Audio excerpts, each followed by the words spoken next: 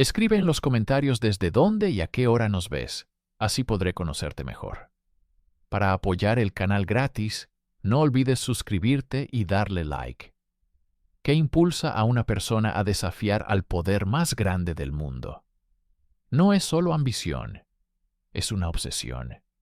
Una idea fija que consume el alma y reescribe la historia.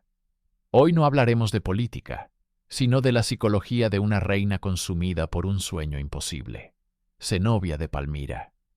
Su obsesión no era solo por el poder, sino por forjar un legado que eclipsara al de la propia Roma. Se creía la nueva Cleopatra, destinada a gobernar un imperio oriental nacido de la rebeldía.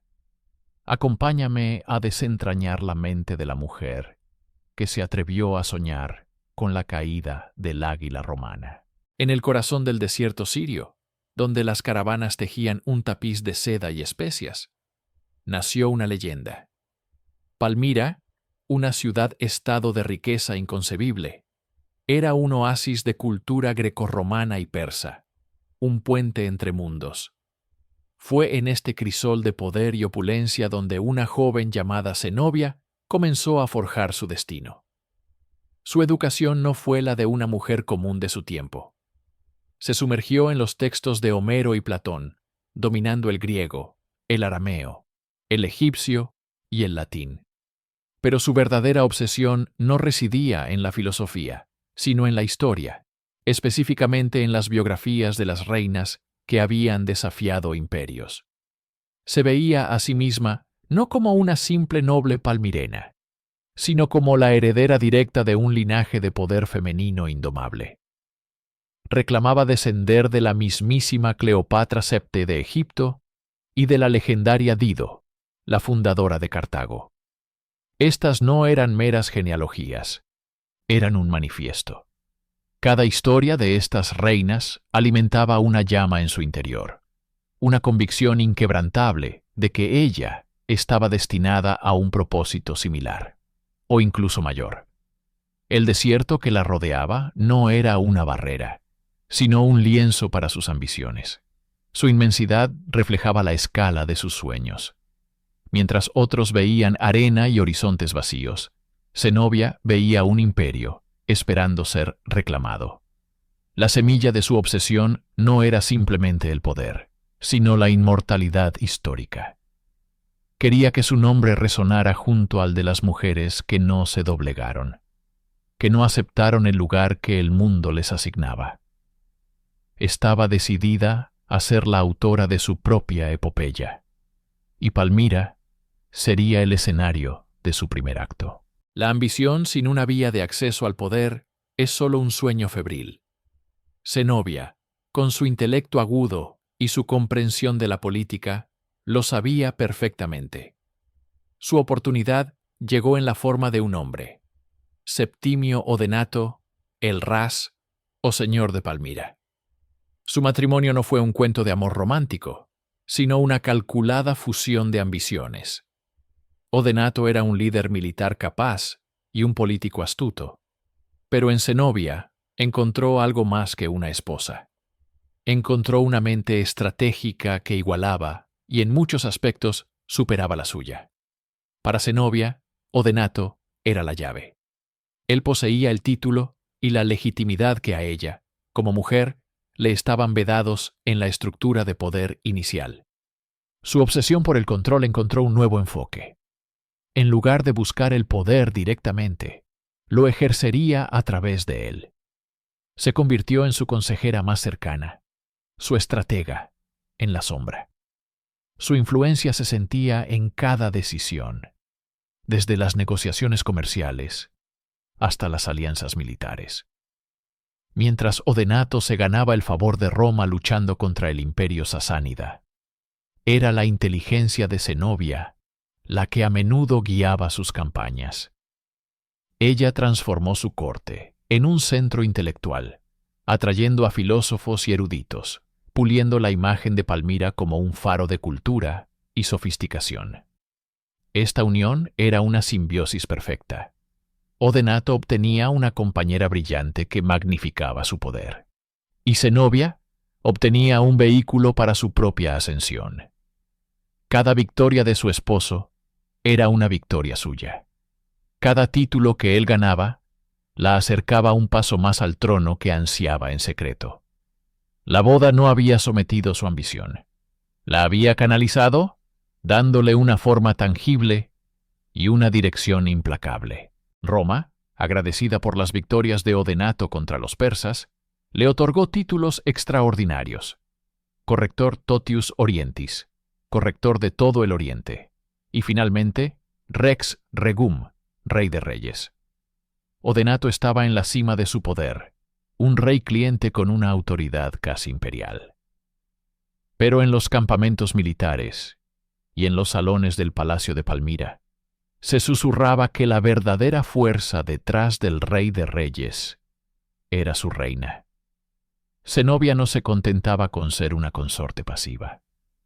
Rompiendo todas las convenciones, acompañaba a Odenato en sus campañas militares. No luchaba con la espada, pero su presencia era un arma en sí misma. Soportaba las mismas fatigas que los soldados, montando a caballo durante días, inspirando lealtad y demostrando una resistencia que asombraba a los generales más curtidos. Su obsesión por el control se manifestaba en su meticulosa implicación en la logística y la estrategia. Mientras Odenato planeaba las batallas, Zenobia gestionaba el imperio creciente, administraba las finanzas, dirigía la diplomacia y supervisaba la vasta red comercial que era la sangre vital de Palmira. Era una gobernante en todo menos en el título. Esta dualidad debió de ser una fuente de inmensa frustración para ella. Poseía la capacidad, la inteligencia y la voluntad para gobernar, pero debía operar a través de la figura de su esposo. Cada decreto firmado por él, cada victoria celebrada en su nombre, era un recordatorio de su posición secundaria. Era un poder inmenso, pero prestado. Esta etapa fue su aprendizaje final, el crisol donde su paciencia se templó hasta convertirse en acero. Aprendió a gobernar, a mandar ejércitos y a administrar un reino, todo mientras permanecía un paso detrás del trono. Su ambición no disminuyó en las sombras. Al contrario, se agudizó, esperando el momento en que la luz finalmente se posara solo sobre ella. El poder consolidado a través de un solo hombre es inherentemente frágil. En el año 267, durante una celebración tras una victoriosa campaña, la tragedia golpeó. Odenato y su hijo mayor, Jairán, fueron asesinados. El autor del crimen fue Meonio, sobrino del propio Odenato, en un acto impulsado por una disputa personal, o, como algunos historiadores sospechan, por una conspiración más profunda. El caos amenazó con engullir a Palmira. El rey de reyes había caído, y con él, el pilar sobre el que se sostenía la estabilidad de Oriente. Pero en medio del pánico y el luto, la mente de Zenobia se movió con una velocidad y una frialdad aterradoras. Para ella, este no era solo el fin de una era, era el comienzo de la suya. La obsesión, contenida durante tanto tiempo, finalmente se liberó de sus cadenas. Actuó con una eficiencia despiadada. Meonio fue capturado y ejecutado casi de inmediato, eliminando cualquier amenaza inmediata a su autoridad. Luego, en un movimiento magistral, Zenobia se saltó la línea de sucesión tradicional. Presentó a su propio hijo con Odenato, el joven Babalato, como el nuevo heredero. Y ella, su madre, se declaró regente. En el silencio de su luto, Zenobia hizo un juramento no pronunciado. No era un juramento de venganza por su esposo, sino un juramento a su propia ambición. Ya no sería la consejera, la estratega en la sombra. Ya no gobernaría a través de un hombre. El poder por fin estaba en sus manos. Era absoluto, directo y suyo. Se vistió de luto, pero sus ojos no reflejaban dolor, sino una determinación de hierro. El asesinato de Odenato no la había dejado viuda. la había coronado. La reina en la sombra había emergido a la luz, lista para desafiar no solo a sus rivales locales, sino al mismísimo Imperio Romano. Tras el asesinato de Odenato, el poder en Palmira recae teóricamente en su joven hijo, Babalato. Pero el verdadero poder, la voluntad de hierro que movería los hilos del destino, residía en su madre, Zenobia. Actuando como regente, Zenobia no se contentó con mantener el status quo de su esposo, un estado cliente leal a Roma. En el vacío de poder que dejó la muerte de Odenato y la crisis interna de Roma, vio una oportunidad única, una grieta en la historia que estaba destinada a llenar. Fue aquí, en el silencio del luto y la soledad del trono, donde nació su gran obsesión: forjar un tercer imperio. Un imperio oriental, independiente y glorioso, que se erigiera como un igual frente a los gigantes de Roma y Persia. Esta no era una simple ambición territorial, era una obsesión profundamente psicológica. Zenobia se veía a sí misma no como una rebelde, sino como la restauradora de una dignidad oriental perdida, una heredera de las grandes dinastías helenísticas. Su visión era la de un imperio que controlara las rutas comerciales más ricas del mundo, desde el Éufrates hasta el Nilo, uniendo la cultura griega con la fuerza semítica. Cada decisión que tomó a partir de este momento estuvo teñida por este sueño febril. Dejó de enviar los informes habituales a Roma. Comenzó a acuñar moneda con su efigie, y la de su hijo, sin la del emperador romano, y purgó a cualquier consejero que abogara por la sumisión. Estaba construyendo metódicamente las bases de su desafío, alimentando una obsesión que la llevaría a la gloria y, finalmente, a la catástrofe. La obsesión de Zenobia por su imperio oriental necesitaba un pilar, una joya para su corona que demostrara su poder y asegurara su viabilidad económica. Esa joya era Egipto. En el año 270, mientras Roma estaba distraída por las invasiones godas y la inestabilidad interna, Zenobia dio la orden. Su general más leal, Sabdas, marchó al frente de un ejército de 70.000 hombres hacia el sur. El pretexto oficial era sutilmente maquiavélico: sofocar una revuelta local y asegurar la provincia para el emperador Aureliano. Pero la realidad era una invasión en toda regla, un acto de desafío directo y calculado. La conquista de Egipto no fue solo un movimiento estratégico. Fue el primer grito de guerra de Zenobia, la materialización de su fantasía imperial. Egipto era el granero de Roma, su principal fuente de grano. Controlarlo significaba tener un arma de presión económica letal contra el imperio que pretendía desafiar. Psicológicamente, para Zenobia, tomar la tierra de los faraones y los ptolomeos era un acto de autoafirmación. Era la prueba de que su voluntad podía doblegar provincias enteras. La campaña fue rápida y brutal. Las fuerzas romanas locales, debilitadas y sorprendidas, fueron aplastadas. En cuestión de meses, Sabdas controlaba Alejandría y la bandera de Palmira ondeaba sobre el Nilo. Zenobia había cruzado el Rubicón. Ya no era una simple regente de una provincia fronteriza. Era la soberana de un vasto territorio que se extendía desde Anatolia hasta el río más sagrado de la antigüedad. Su obsesión ahora tenía un cuerpo, un territorio tangible que defender.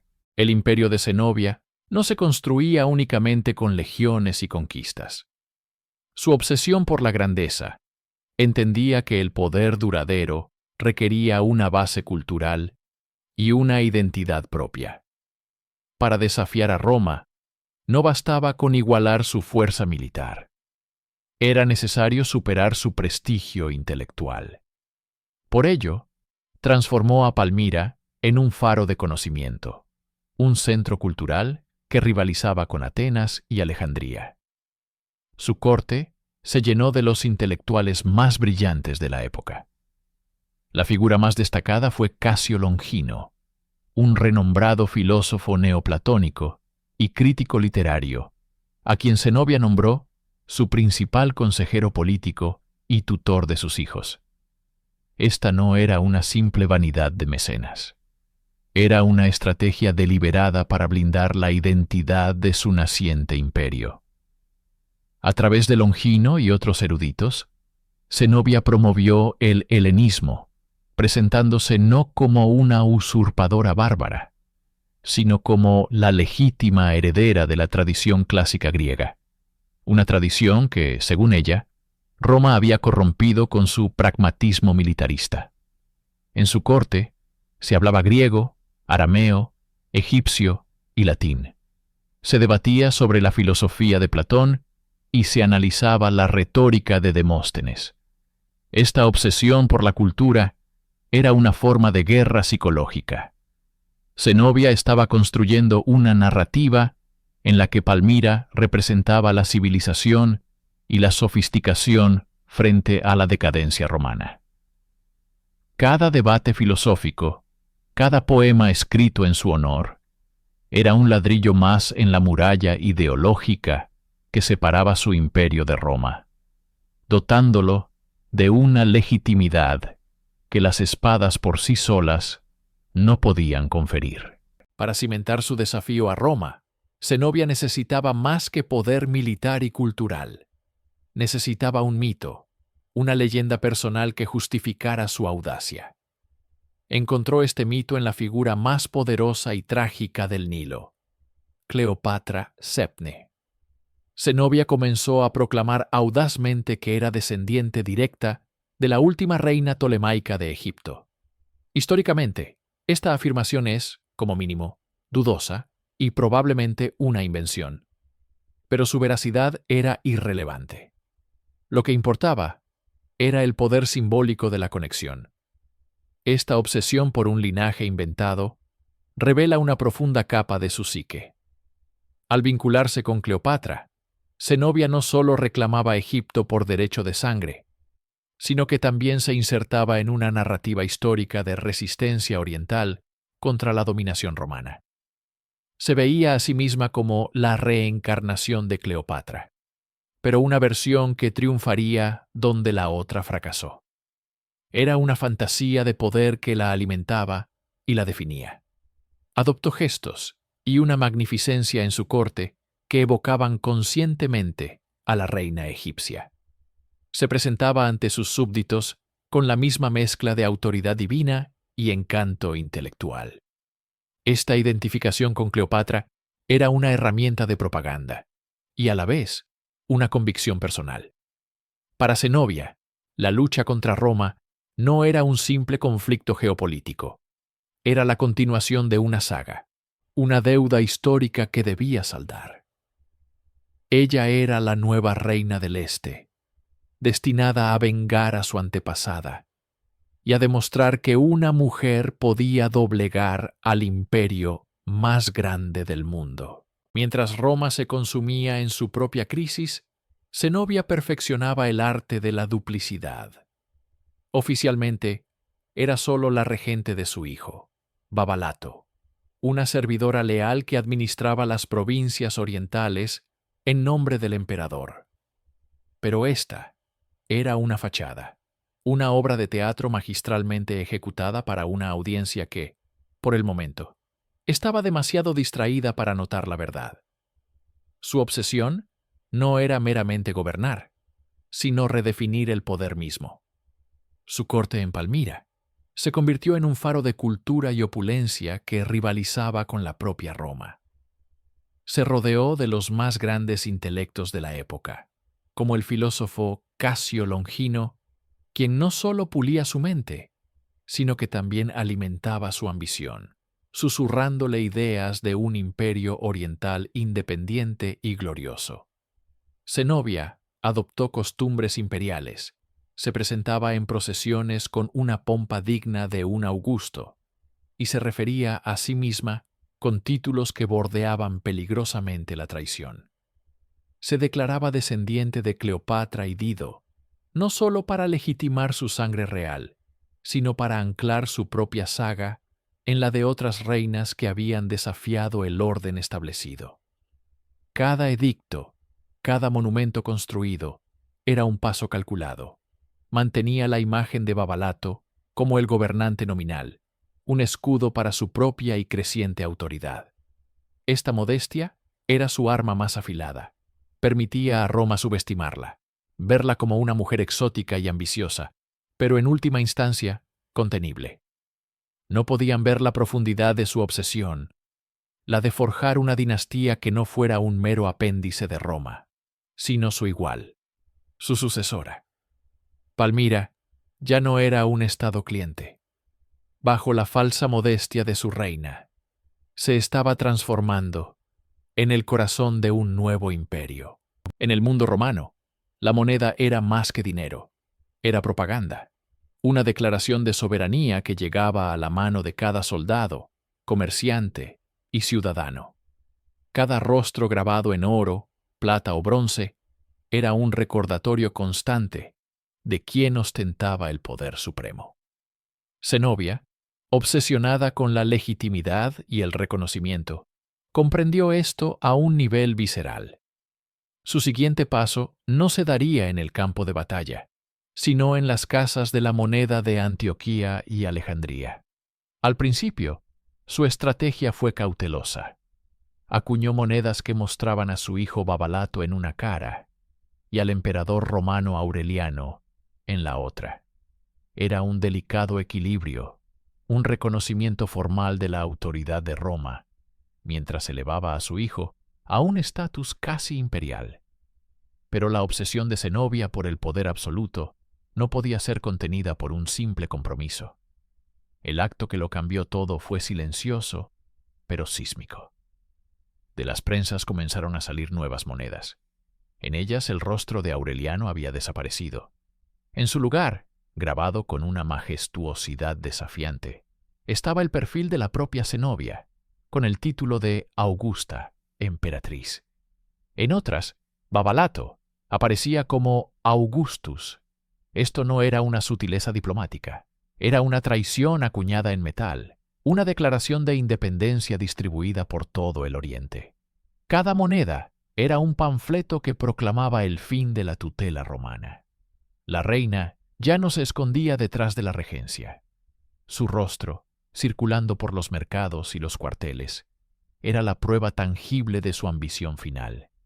Ella era la autoridad, la fuente del poder. Había cruzado un umbral del que no había retorno, transformando su obsesión personal en un acto de rebelión que Roma no podía, bajo ninguna circunstancia, ignorar. Mientras Zenobia consolidaba su imperio en el este, en Roma ascendía un hombre forjado en la brutalidad de las fronteras: Lucio Domicio Aureliano. No era un aristócrata de cuna, sino un soldado ilirio, un general de caballería cuya vida había sido una sucesión de batallas. Su propia obsesión era la antítesis de la de Zenobia. No buscaba crear un nuevo imperio, sino restaurar el antiguo a su gloria perdida.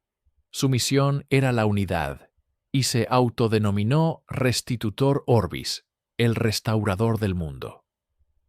Durante los primeros años del desafío de Zenobia, Aureliano estaba consumido por el caos en Occidente.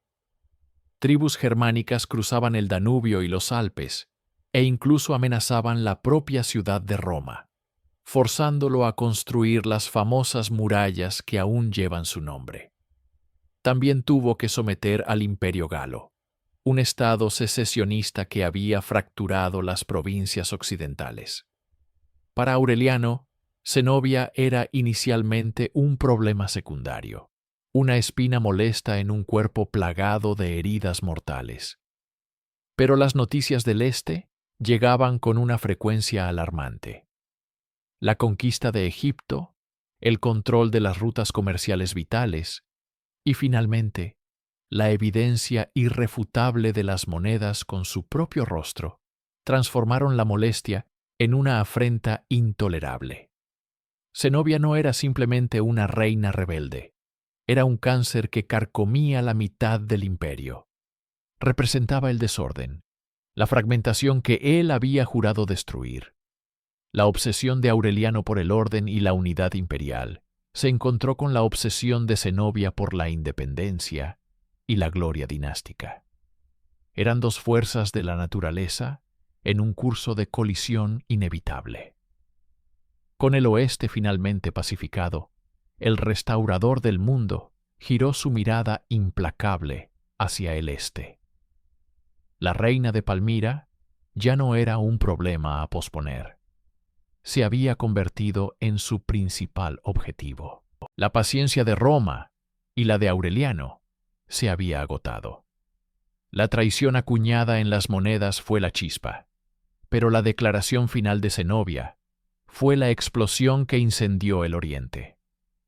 Aconsejada por sus cortesanos, quienes veían la debilidad romana como una oportunidad permanente, y cegada por una cadena ininterrumpida de victorias, la reina dio el paso final y fatal.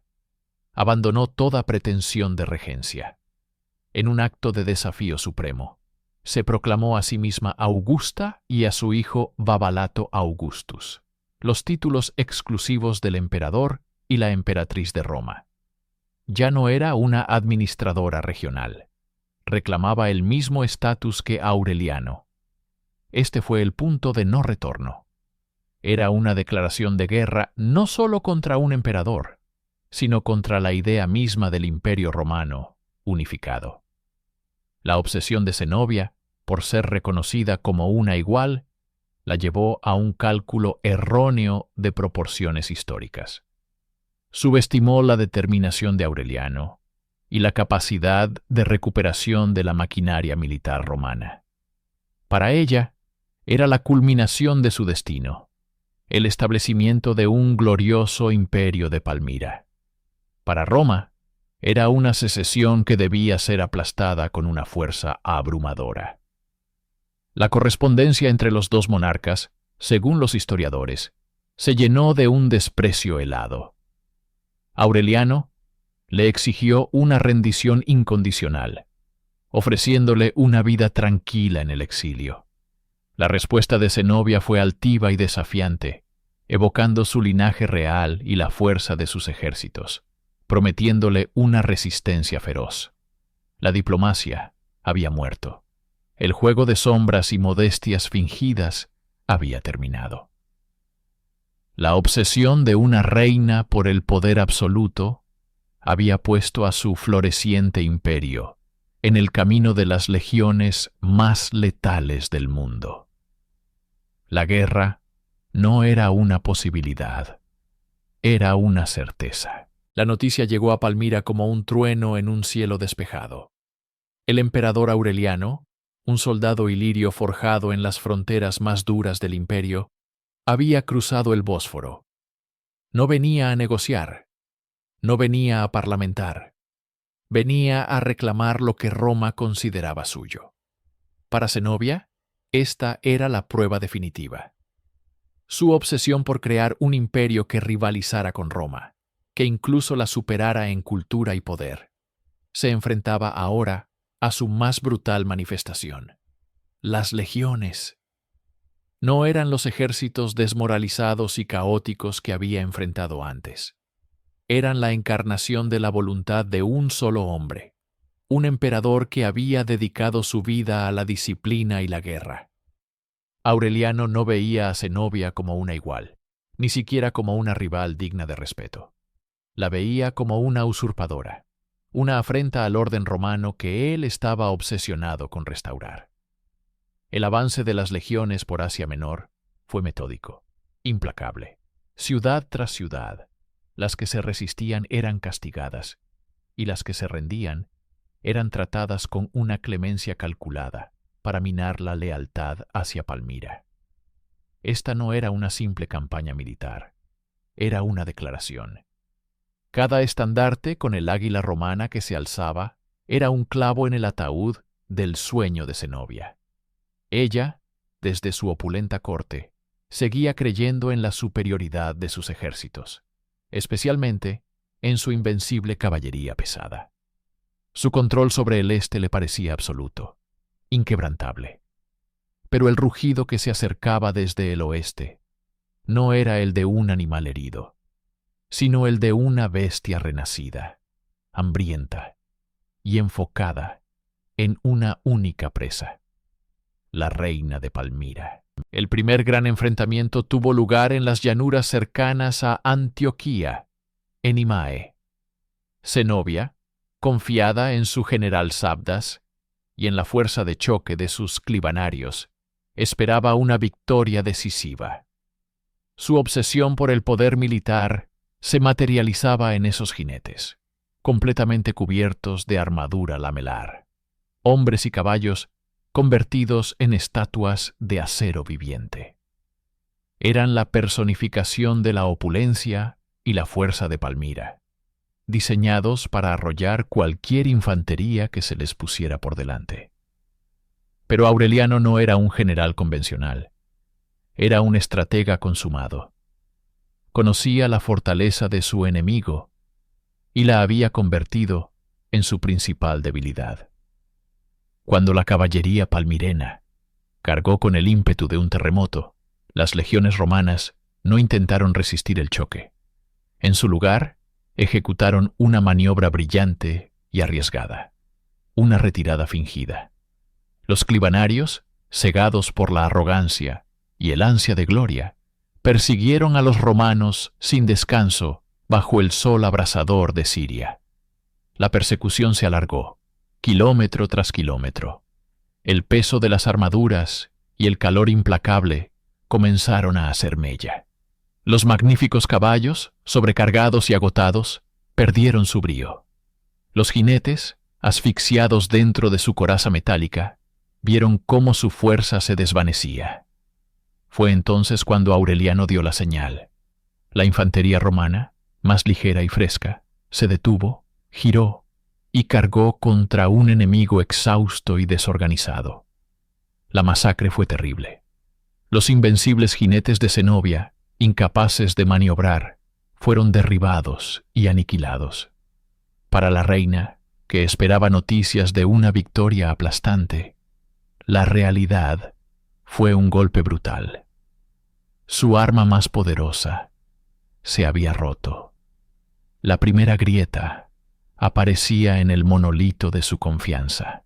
Tras la derrota en Antioquía, Zenobia y su general Sabdas se retiraron a Emesa para reagruparse. Pero la guerra ya no se libraba solo en el campo de batalla. Aureliano, sabiendo que la moral era tan importante como la fuerza militar, inició un asalto psicológico. Envió una carta a Zenobia. No era la misiva de un monarca a otro, sino la orden de un superior a un subordinado rebelde. Le ofrecía la vida a cambio de una rendición incondicional. Le exigía que se presentara ante él como una suplicante. Para una mujer cuya identidad se basaba en el poder absoluto y en su linaje casi divino, la propuesta era un insulto intolerable. La respuesta de Zenobia fue una obra maestra de desafío y orgullo. Evocando la figura de Cleopatra, la última gran reina oriental que se atrevió a desafiar a Roma, redactó una carta que rezumaba desdén. Le recordó a Aureliano que las reinas no se rinden, que prefieren la muerte a la deshonra. Acusó a los romanos de cobardía y le aseguró que sus aliados persas pronto llegarían para aplastarlo. Esta correspondencia revela la verdadera naturaleza del conflicto, un choque monumental de egos. La obsesión de Aureliano era la restauración del orden y la unidad del Imperio Romano, un concepto abstracto pero poderoso. La obsesión de Zenobia era personal, íntima. Era la defensa de su propia imagen, su legado, su derecho a gobernar como igual a cualquier emperador. No luchaba solo por un territorio, luchaba por su propia leyenda. Cada palabra de su carta era un acto de guerra, una negativa a doblegar su voluntad. estaba dispuesta a sacrificar a todo su ejército y a todo su pueblo antes que aceptar la humillación de arrodillarse ante Roma. La arrogante respuesta de Zenobia selló su destino. Aureliano, ahora más decidido que nunca a aplastar su rebelión, marchó hacia Emesa, donde la reina había concentrado el grueso de sus fuerzas. Era su última gran apuesta. Un ejército de quizás 70.000 hombres contra las veteranas legiones de Roma. La llanura frente a Emesa sería el escenario del fin de su sueño militar. La batalla comenzó de forma similar a la anterior. La caballería palmirena, ávida de venganza, cargó con una furia renovada, y esta vez logró romper las líneas de la caballería romana. Por un momento, la victoria pareció al alcance de Zenobia, pero Aureliano había previsto esta posibilidad. Mientras su caballería se desbandaba, su infantería, el núcleo disciplinado y letal de su ejército, mantuvo la formación.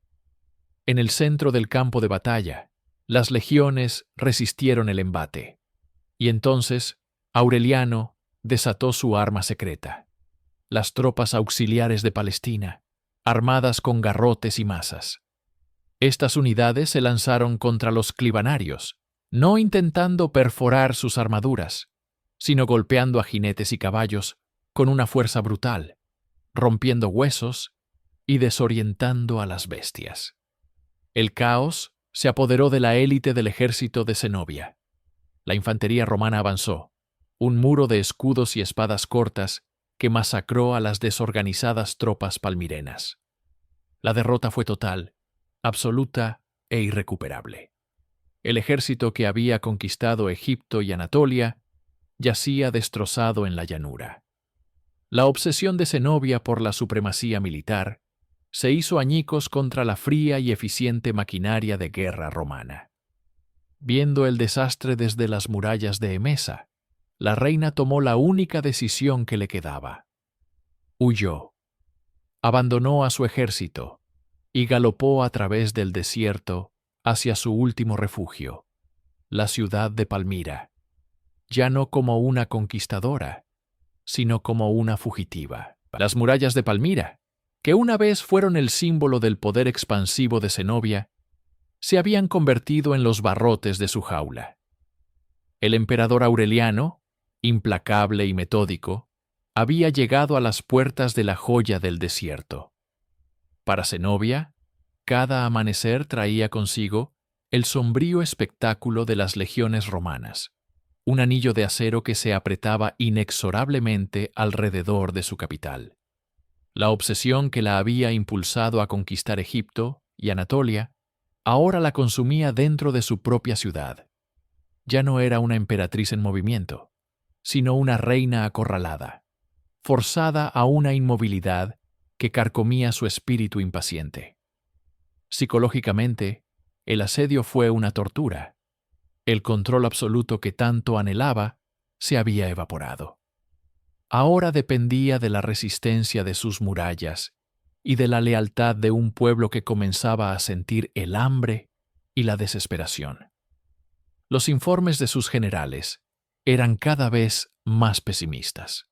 Las rutas de suministro estaban cortadas, los pozos empezaban a agotarse, y el murmullo del descontento crecía en las calles. Zenobia se aferraba a la esperanza de recibir ayuda del imperio sasánida, su último aliado potencial.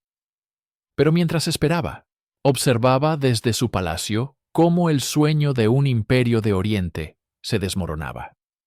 Su reino se había reducido a una sola ciudad, y su poder a la capacidad de retrasar lo inevitable. La reina que había desafiado a Roma ahora estaba atrapada, no solo por las legiones de Aureliano, sino por el peso de su propia y grandiosa ambición. La esperanza finalmente se extinguió. Los persas no llegarían, las murallas no resistirían para siempre. En la mente de Zenobia, la obsesión por el poder dio paso a un instinto más primario, la supervivencia. La estratega imperial fue reemplazada por una fugitiva. bajo el manto de la noche más oscura, mientras la ciudad dormía un sueño inquieto, Zenobia y su hijo Babalato, acompañados por un pequeño séquito, se deslizaron fuera de Palmira. Su montura no era un carro de guerra, sino el dromedario más veloz que pudieron encontrar. Su destino, el este, hacia el Éufrates, con la vaga esperanza de cruzar a territorio persa y reavivar su lucha desde el exilio. Este no era un repliegue táctico, era una huida desesperada. Cada sombra en el desierto parecía un legionario romano, cada susurro del viento, el eco de la persecución. La reina que se había medido con un emperador, ahora miraba por encima del hombro, temerosa del sonido de los cascos de los caballos.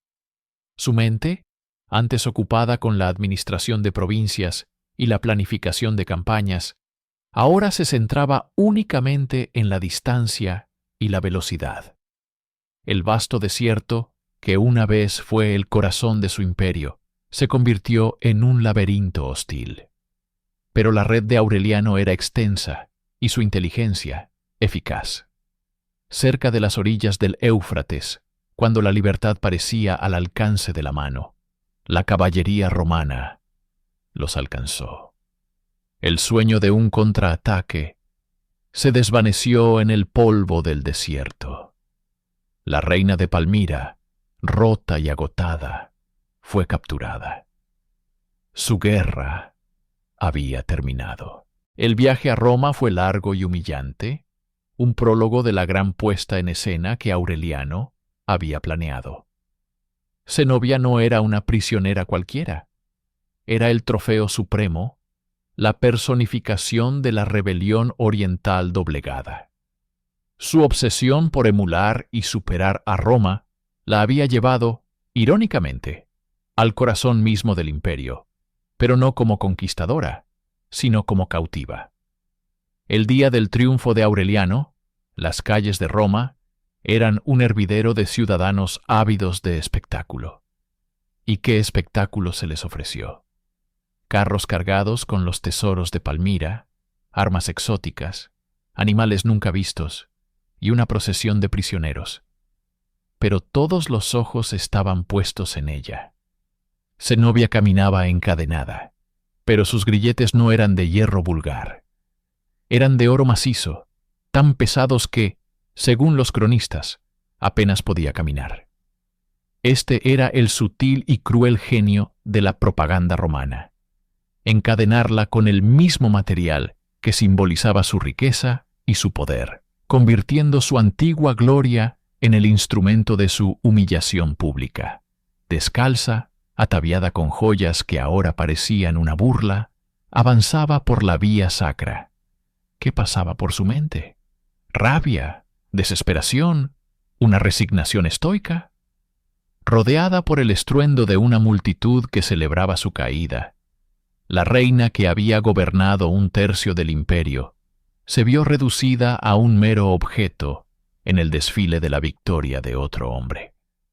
Su ambición la había elevado a alturas vertiginosas, pero ahora, bajo la mirada de todo el mundo romano, experimentaba la profundidad de su fracaso.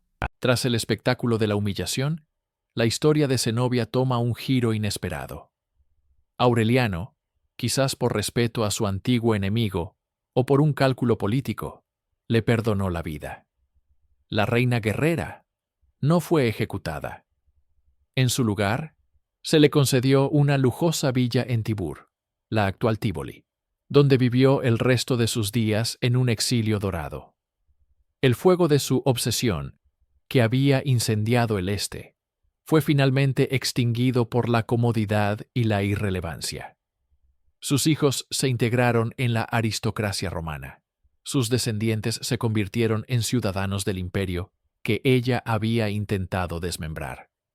¿Fue este un final misericordioso o la máxima derrota psicológica? Vivir como una matrona romana, lejos del poder, del desierto y de la gloria.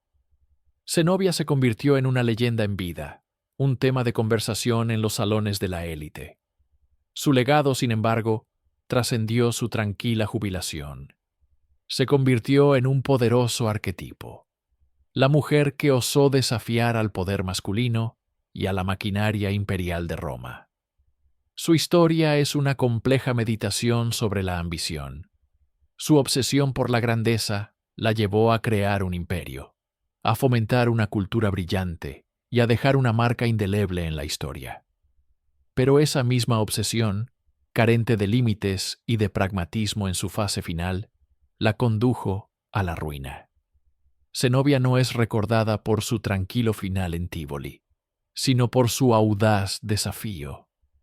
Su eco resuena a través de los siglos como la historia de una reina consumida por la idea de que podía forjar su propio destino.